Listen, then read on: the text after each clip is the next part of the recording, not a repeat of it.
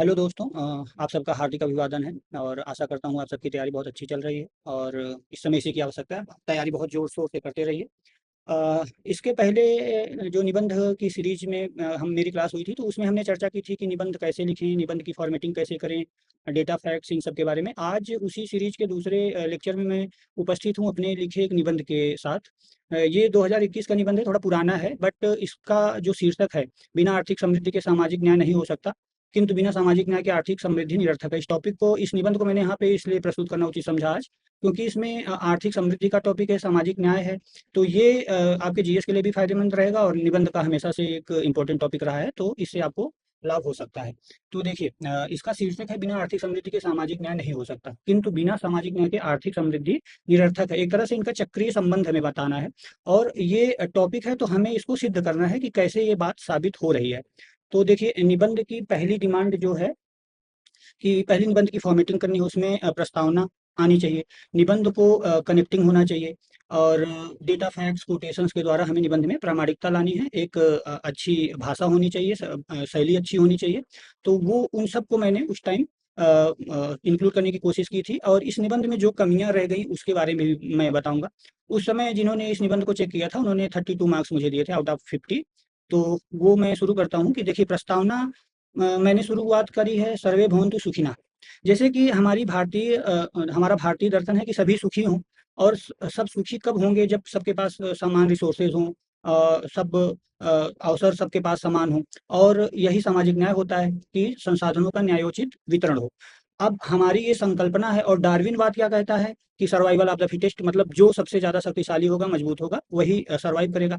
अगर अब इंसान इस थ्योरी को फॉलो करने लगेंगे तब तो जो कमज़ोर हैं, वंचित हैं, वो रह जाएँगे।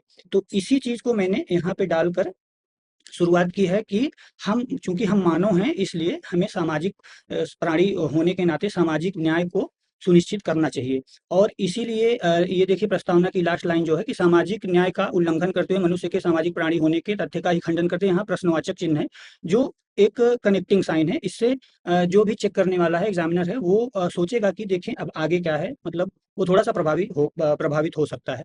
उसके बाद मैंने वर्तमान वैश्विक प्रतिस्पर्धात्मक अर्थव्यवस्था के बारे में बताया है कि उसमें सामाजिक न्याय का विमर्श और आर्थिक समृद्धि का जो अंतर संबंध है, अ, उनकी जटिलता के बारे में बताया है। और यहाँ पे आर्थिक समृद्धि और सामाजिक न्याय की अनुपस्थिति को दिखाने के लिए एक कोटेशन डाला है।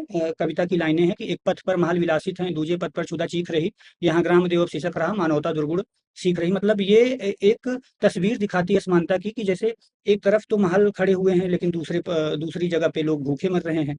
तो यहाँ पे सामाजिक न्याय की अनुपस्थिति मैंने दिखाकर आर्थिक समृद्धि, अगर आर्थिक समृद्धि सामाजिक न्याय को सुनिश्चित नहीं कर पा रही है, तो उसकी निरर्थकता को दिखाया है। उसके बाद फिर मैंने सामाजिक न्याय और आर्थिक समृद्धि को थोड़ा-सा परिभाषित उसको समझाने की कोशिश की है। तो यहाँ पे आप पढ़िए कि ये आर्थिक समृद्धि के बारे में बताया है और फिर और आप सब ये जानते होंगे कि आर्थिक समृद्धि आर्थिक विकास से किस तरह से अलग है। तो यहाँ पे आर्थिक समृद्धि बता दिया और फिर यहाँ पे सामाजिक न्याय बता दिया।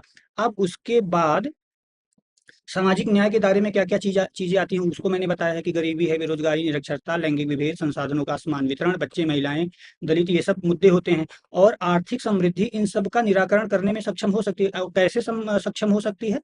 जब संसाधनों का उनका न्यायोचित वितरण हो। जैसे उद्योगों की स्थापना होगी तो उसमें लोगों को रोज़गार मिलेगा, शिक्षा में निवेश होगा तो लोगों को शिक्षा मिलेगी। इससे लोगों की संसाधनों तक पहुँच बढ़ेगी और सामाजिक न्याय सुनिश्चित हो सकेगा। तो इस चीज़ को बताया है और उसके बाद मैंने एग्ज़ाम्पल्स देने शुरू किए हैं कि जैसे भारत के संदर्भ में मैंने दिखाया है कि भारत की आर्थिक समृद्धि बढ़ रही है। अब उस टाइम का डेटा ये था, इस टाइम का डेटा आपको अपडेट करना है। जीडीपी में कहाँ तक पहुँच गया है, 2005-6 से लेकर 2015-16 तक कितने लोगों को गरीबी से बाहर निकाला गया, क्योंकि आर्थिक समृद्धि बढ़ रही है और उसके द्वारा संसाधनों का वितरण सुनिश्चित किया जा रहा है, इसीलिए ये संभव हो पा रहा है। और वैश्विक संदर्भ में देखा जाए इसी तरह शिक्षा में निवेश, अब शिक्षा में जो 1947 में केवल 12% तक लिटरेसी रेट था, वो 75% तक पहुंच गया। क्यों? क्योंकि शिक्षा में निवेश हुआ है। और देखिए, अब आर्थिक समृद्धि का दूसरा पहलू यह है कि संसाधनों का न्यायोचित वितरण सुनिश्चित किया जाए। अब यहाँ तो ये एग्जाम्पल दे दिया, अब ये बताया कि अगर उनका न्यायोचित वितरण हुआ है तभी इससे गरीब, वंचित, स्त्री, वृद्ध, दिव्यांग, इन सब तक आर्थिक समृद्धि का लाभ पहुंचेगा और उनकी आर्थिक स्वतंत्रता बढ़ेगी। और अगर आर्थिक स्वतंत्रता बढ़ेगी तो उनको डिसीजन मेकिंग पावर मिलेगा और उनका सर्वांगीण विकास होगा। अब अब ये फिर इस पैराग्राफ में मैंने ये बताया कि सामाजिक न्याय के अंतर्गत आने वाली इन योजनाओं में बिना अगर हमारे पास पैसा है नहीं और हम किसी योजना में निवेश कर ही नहीं पा रहे हैं, तो वो योजना फेल हो जाएगी। इसीलिए आर्थिक समृद्धि जरूरी है, क्योंकि जो सामाजिक न्याय के लिए योजनाएं हैं उसमें आर्थिक समृद्धि के द्वारा ही निवेश किया जा सकता है। इसको बताने की कोशिश की है। अब यहाँ पे ये तो हो गया कि सामाजिक न्याय की आर्थिक समृद्धि पर निर्भरता सिद्ध हो जाती है, परंतु बिना सामाजिक न्याय के आर्थिक समृद्धि की निरर्थकता के पीछे के तर्क भी उतने ही मजबूत हैं। अब वो सामाजिक जैसे मान लीजिए कि आर्थिक समृद्धि तो बढ़ती जा रही है, लेकिन उसका वितरण है नहीं, सामाजिक न्याय नहीं है। तो इसका मैंने एक एग्जाम्पल दिया है, मार्क्सवाद। मार्क्सवाद क्या था कि जो भी आदिवासी थे, गरीब किसान थे, उनके अधिकारों को लेकर ही वो मार्क्सवाद शुरू हुआ था, लेकिन आज वो विकृत होकर आंतरिक सुरक्षा के समक्ष एक गंभीर चुनौती के रूप में खड़ा हो गया है। इसका मूल कारण तो सामाजिक न्याय की वंचना ही थी, मतलब सामाजिक न्याय पहुंचा ही नहीं लोगों तक। तो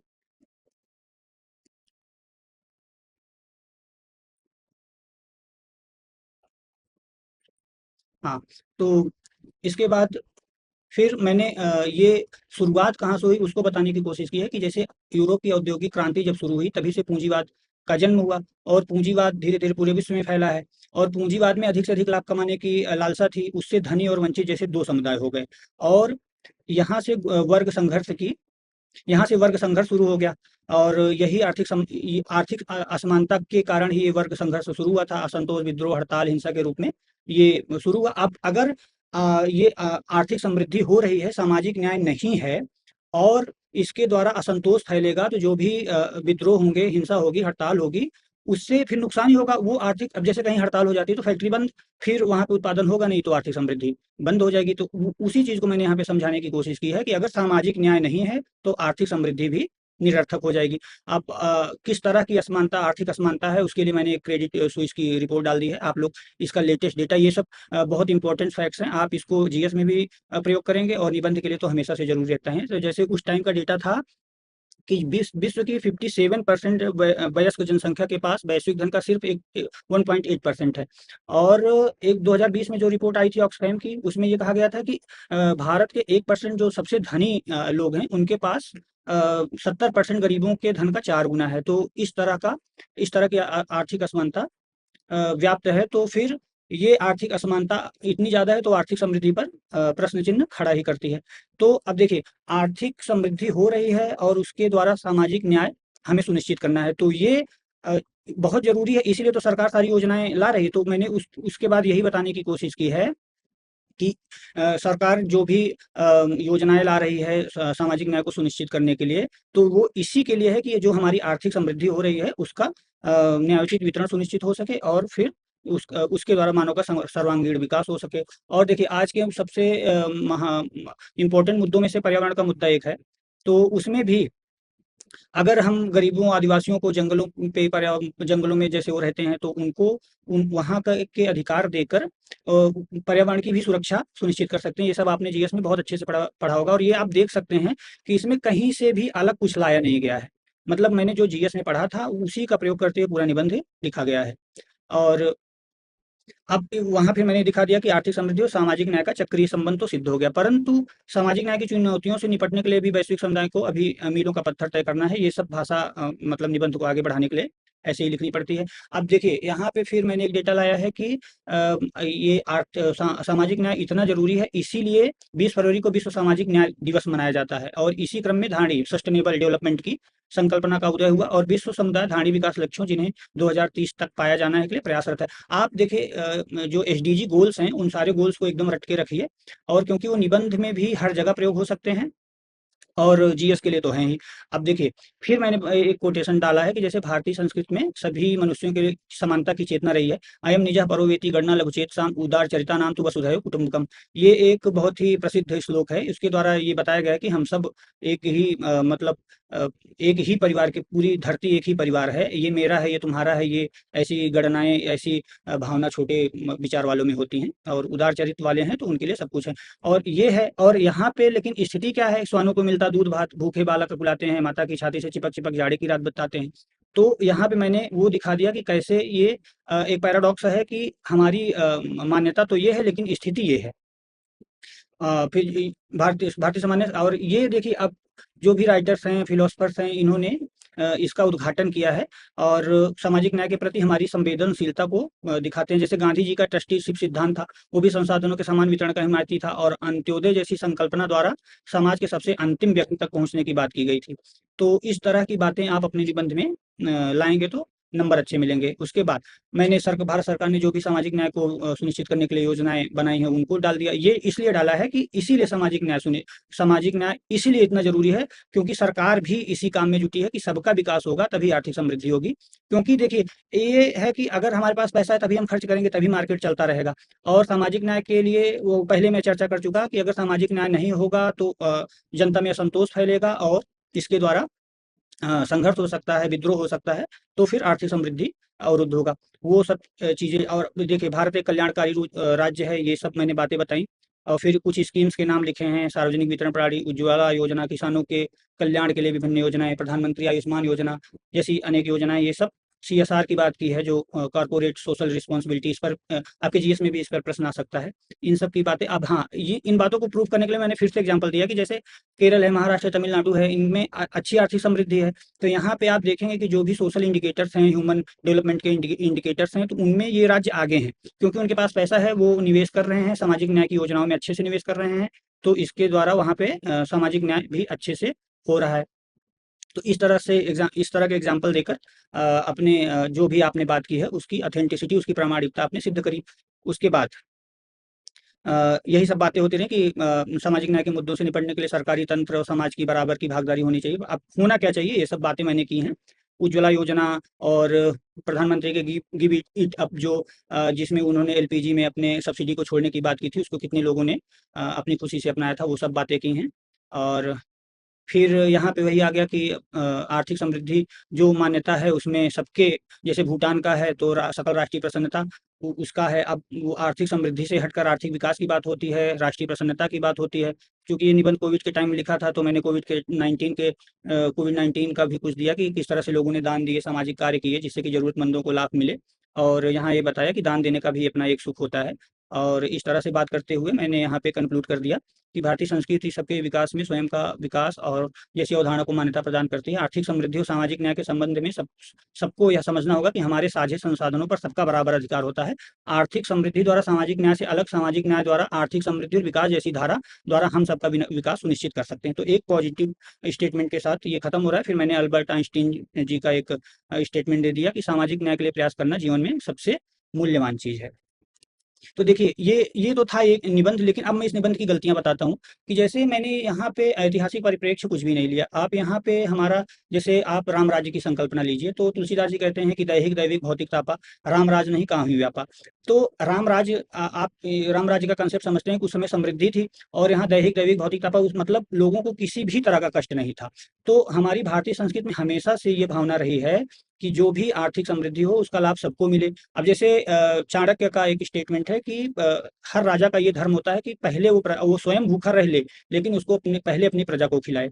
तो ये सब हमारा ऐतिहासिक परिप्रेक्ष्य है जिसके द्वारा, इसके द्वारा भी मैं शुरुआत कर सकता था लेकिन मैंने उसको वहाँ पे मिस कर दिया। और दूसरा ये था कि मैंने अपने संवैधानिक प्रावधान नहीं डाले। जैसे हमारा संविधान तो सबकी समानता पर बल देता है, उसकी मूल भावना यही है कि सबको समान समान, मतलब सबको समानता और समान आदर। और जैसे नेहरू जी कहते हैं कि अगर असमानता व्याप्त है तो समझिए कि अभी हमें स्वतंत्रता नहीं मिली है। तो ये सब स्टेटमेंट डाल के मैं इसको, निबंध को और अच्छा कर सकता था, जो चीज़ें यहाँ पे मिस हुई हैं। और अभी आपको करना ये है कि इन सब पॉइंट्स का ध्यान रखना है कि जैसे निबंध की फॉर्मेटिंग, एक प्रस्तावना, उसके बाद के जो भी पॉइंट्स हैं उसको कनेक्ट करते हुए करना है। दूसरा ये करना है कि ऐतिहासिक परिप्रेक्ष्य आप मतलब डालेंगे तो एग्जामिनर को लगेगा कि आपको इस विषय की समझ है। और फिर बाकी डेटा फैक्ट्स के साथ आपको निबंध को प्रामाणिकता देनी है, अपने स्टेटमेंट को आपने जो भी लिखा है उसको प्रमाणित सिद्ध करने के लिए इसलिए डेटा फैक्ट डाले जाते हैं। तो इसलिए आप ऑक्सफैम की रिपोर्ट, जो एनसीआरबी की रिपोर्ट्स आती हैं और जो भी इंडिकेटर्स हैं नीति आयोग द्वारा जारी किए जाते हैं, तो उनके कुछ कुछ डेटा आप लिखते चलिए, उनको याद करते चलिए बराबर, तो इससे आपको लाभ होगा। और फिर दूसरा ये कहूँगा कि जो हिंदी मीडियम के जो भी छात्र हैं वो जो नारायण सर इस लेक्चर ले रहे हैं उसको जरूर देखिए। उनका, नारायण सर का निबंध लेखन में बहुत अच्छी एक्सपर्टीज है, तो उससे आपको लाभ मिलेगा। और दूसरा मैं पीसीएस अभ्यास टीम से रिक्वेस्ट करूंगा कि वो एक टॉपिक दे दे निबंध का, और कोई भी प्रीवियस ईयर्स का उठा के, और जो भी सबसे पहले लिख के उसको सबमिट करेगा उसका मैं चेक करूंगा। और अभी आज के लेक्चर में इतना ही, फिर मैं आऊँगा तो आपको दूसरा कोई, आप जैसा भी डिमांड करेंगे, कोई साहित्य से रिलेटेड या सामाजिक क्षेत्र से या पर्यावरण से संबंधित जैसा भी आप चाहेंगे कमेंट में डाल दीजिएगा, तो मैं उस टॉपिक को उठा के उस पे अगर मैंने निबंध लिखा होगा तो मैं उस निबंध के साथ प्रस्तुत हूँगा। और फिर अभी की ज़रूरत ये है कि आप पढ़ते रहिए, डेटा फैक्ट्स मजबूत करते रहिए, टॉपिक्स को रिवाइज करते रहिए। अभी समय बहुत अच्छा, मतलब काफ़ी है। और अगर वीकली भी आप एक निबंध लिखते हैं तो बहुत अच्छी प्रैक्टिस हो जाएगी। निबंध में बिल्कुल भी परेशान होने की ज़रूरत नहीं है। आपने इस निबंध को देखकर आपको ये समझ में आया ही होगा कि कहीं से एक्स्ट्रा कुछ नहीं पढ़ना है। जीएस के लिए बहुत कुछ ज़्यादा पढ़ रहे हैं, अब तो यूपी के भी स्पेशल पेपर होने लगे हैं, तो उसका भी हमें यूपी का भी बहुत कुछ पता रहेगा, ज़्यादा ही पता रहेगा, तो वो सब भी हम निबंध में प्रयोग करेंगे। और बाकी हम एथिक्स के लिए कोटेशंस पढ़ते हैं, स्टेटमेंट पढ़ते हैं, और जो भी हम एक्स्ट्रा मैगज़ीन्स पढ़ते हैं, कविताएँ पढ़ते हैं, वो सब निबंध में प्रयोग होंगी। इसमें आपको स्वतंत्रता रहती है, आपको अपनी भावनाओं को समेटते हुए लिखना रहता है। बस ये ध्यान रखना है कि अच्छी राइटिंग में, और देखिए यहाँ पे मेरी राइटिंग में, और हाँ, एक काम और करना है कि जैसे जो भी आप कोटेशंस लिख रहे हैं, डेटा फैक्ट्स लिख रहे हैं, उसको ब्लैक पेन से लिखेंगे तो बहुत सुंदर लगेगा, और एग्जामिनर नंबर भी अच्छे देता है। और हाँ, अभी तक यही, अब आज के लिए इतना ही। आप मेहनत करते रहिए और सफलता ज़रूर मिलेगी। सबको बहुत-बहुत शुभकामनाएँ। धन्यवाद।